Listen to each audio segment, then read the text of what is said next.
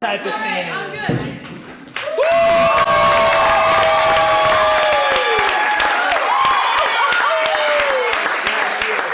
you for your patience. I appreciate it.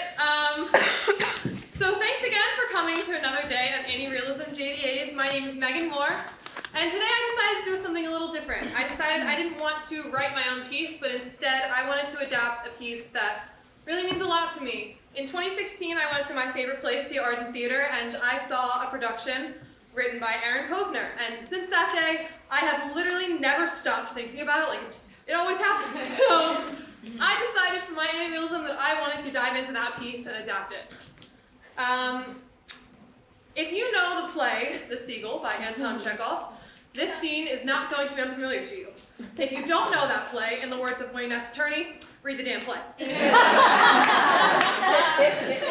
I would like to thank my beautiful, amazing cast. From day one, they blew me away, and they've been continuing to do that through all rehearsals. AJ Jones, Pat Byrnes, Mackenzie, Moyer, and Kellan McMichael.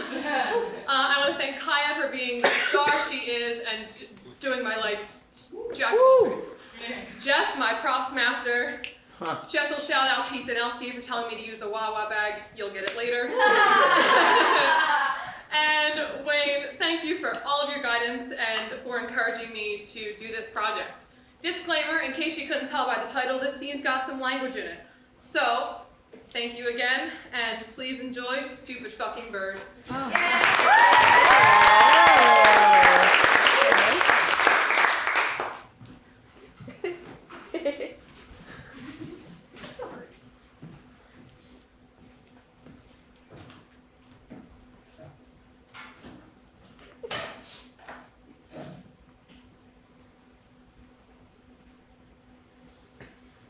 This is a story about love.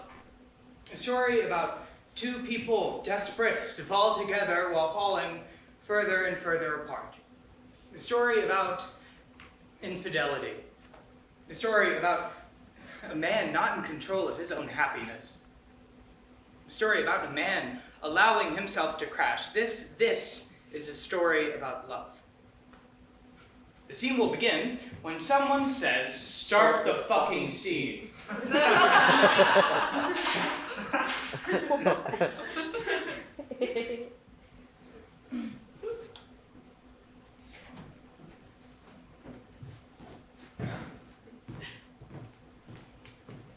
I just want to be loved. I just want to be loved more. I just want things to be the way I always imagined that they could be. I just want this all to fucking stop! So you've met Conrad. He wasn't always like this. He was a writer. His mom is an actress, the best of the best. She is always looking for her approval because, God forbid, Mommy has a problem with his work, the whole world will disappear. Now, it's time to show the world his play. And he has to worry about Mommy and Mommy's new boyfriend. Who's only the most amazing, well-known, famous playwright there is. No pressure. Oh, and did I mention his lead actress is nowhere to be found? She's not coming. She finally came to her senses and realized that she hates you and your stupid fucking play. She doesn't want to embarrass herself in front of your mom with this crap. She doesn't love you. Hi, where the hell have you been? How are you always late? You're like a genius. The train was late. Oh, it's good, okay. I'm so nervous. Oh, you're gonna be great. I remember when your mom used to perform down here when we were little. She was always so amazingly good. Yeah. Well, she kind of hated that I'm performing here now. She's gonna love it. And are they really coming, both of them? I think so. She said so. But No, she'll come and she'll be miserable and you'll wonder why you ever wanted to write this play. What's he like? Who, Tregorian? Of course. Jesus, I don't know. Oh, come on. You always get to meet a bazillion famous people because of your mom, and I never get to meet anyone, so I'm curious. He's fine. He's everything you're not. He's quiet and humble and unassuming in this very assuming little way to make sure you can't help but notice how humble he is. I love his work. You do? I didn't know you read it. Well, I mean, not really. Just, the laughing dog laughed, and his first book of short stories, The Stark Naked Heart. They're both amazing. I never read any. What? Really? No, why? You never read any? No. No, you haven't read the last pages of all of his plays because that would Even be since crazy. your mom and me. Especially since then. Yeah, I mean, No, I don't. Sometimes I don't think I understand you at all. Excellent. Well, on that note, Or your play, for that matter. I mean, what if they hate it? then I'll shoot myself in the head.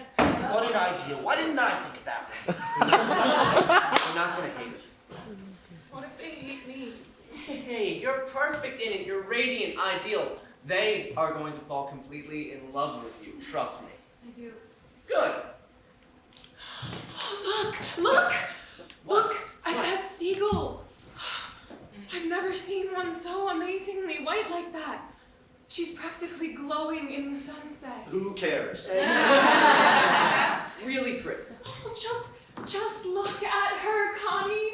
Just floating above it all, not a care in the world. Breaks my heart somehow. And it almost looks like we're wearing the same dress. Oh, you're kidding. Someone should really shoot that bird. Are you ready? Yeah. Excellent. Have fun. I will. You're awesome. And you're a genius. And you're my only muse. Enjoy this. Oh, you enjoy it. No, you.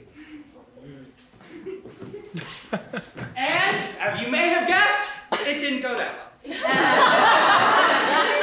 Jagoran liked it though. Mainly Nina. He liked Nina. She was a fan of his too, to say the least. Okay, this is not good. Jagoran, he is a great writer and all, but he's kind of an asshole. I mean, he is a guest. And Khan's mother's lover, and the way he's looking at her is just not right. It's almost as bad as the way she's looking back at him. Not that anyone seems to notice, though, except Khan. She loves me. She loves you not. She loves me. She loves you not. She loves me.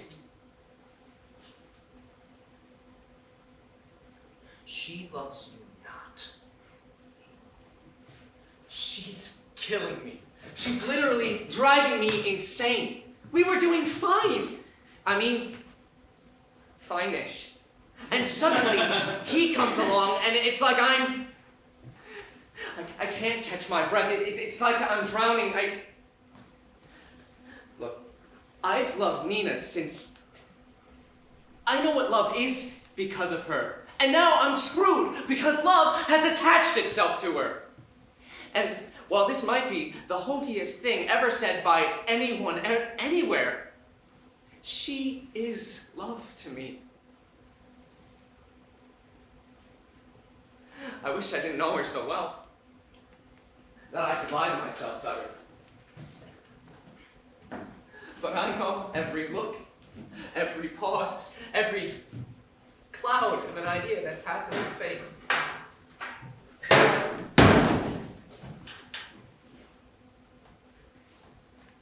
You should see her looking at him.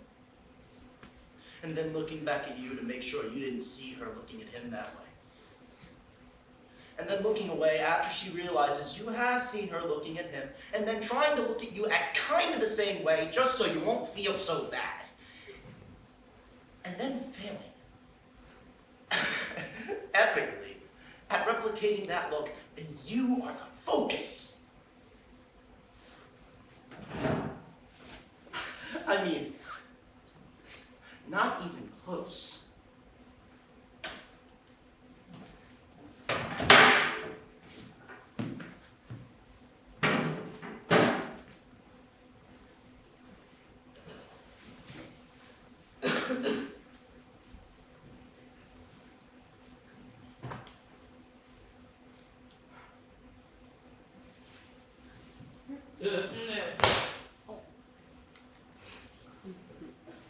What's that? It's a bird. A bird? Yep. You shot it? You shot a bird? Yep. Why? Why? It's hard to say. I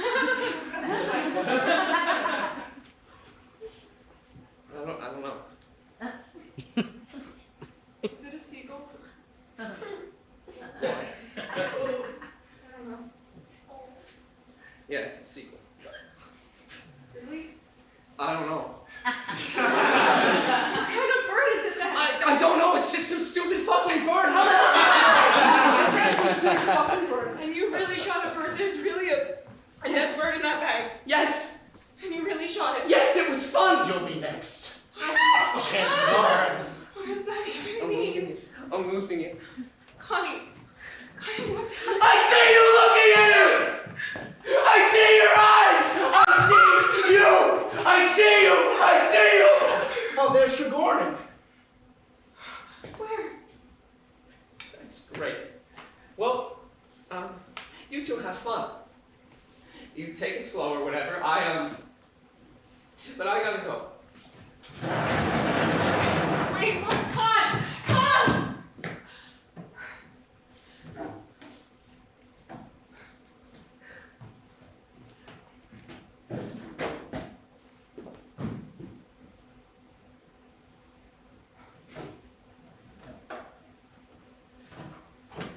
It's impossible. Love is impossible. She hates me in this one particular way. I disappoint her. It's that simple. She wants something that is simply not me. Who hates me? Who up there somewhere hates me so much that I'm stuck with all this huge, hard, ridiculous stuff running around inside my head? All these fierce feelings and insights and... Well, I don't have the talent to express them. Or the power to do whatever needs to be done.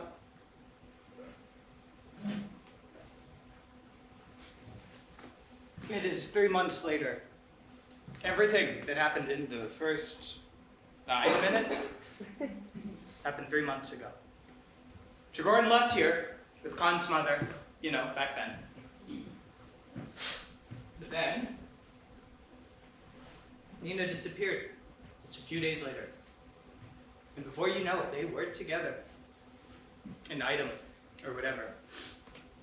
Conrad took it all pretty hard, as you can imagine. They didn't last. Surprise, surprise. So, what happened to Conrad, you ask? Well,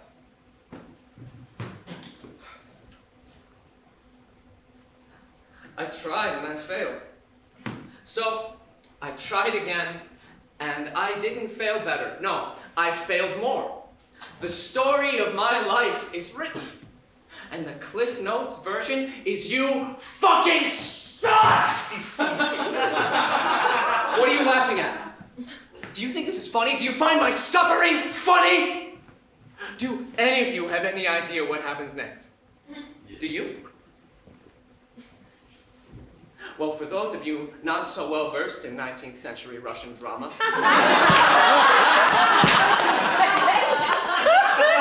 this is where I die. Yeah, that's right, campers, I die. Anguish tears burn my manuscripts. Despair, despair, despair. And no one's life is changed. Right? You all laugh, right? But maybe I don't want to die. Maybe I want to go on living like this forever. Maybe I want a friend's nest!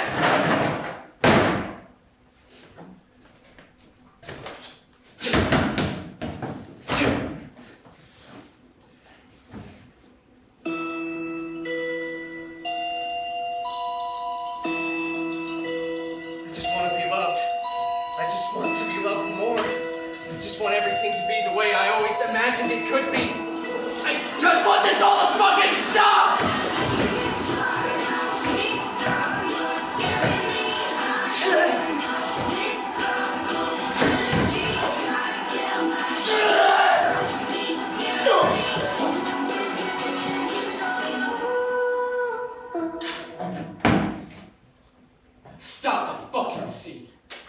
her.